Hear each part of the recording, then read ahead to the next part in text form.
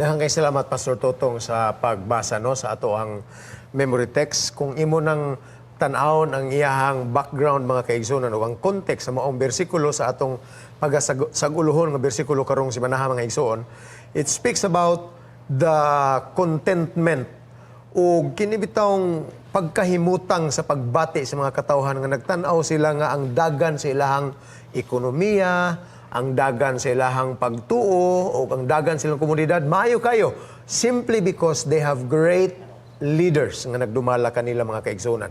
So, tuno usahay, makabantay ka nga ang leadership usahay walay pakialam sa nahitabo, makaingon sa ka nga pagkapaita.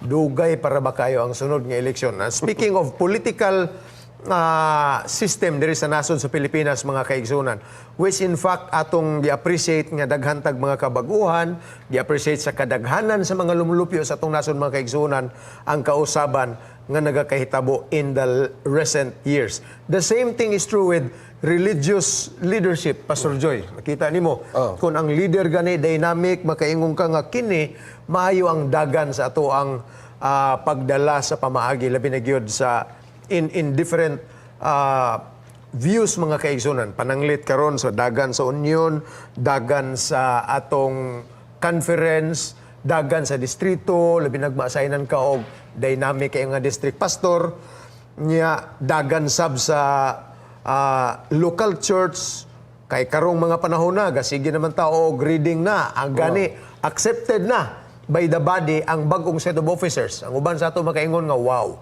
this is going to be a great year. Nindot kayo ang setup sa atong mga pagkapangulo. So, ingon ini sa mga kaigsunan ang panatag na loob kung sa Tagalog pa sa tanan nga makatawhan kaniadto nga nakatilaw sa pagdumala ni Isra ug ni Nehemiah.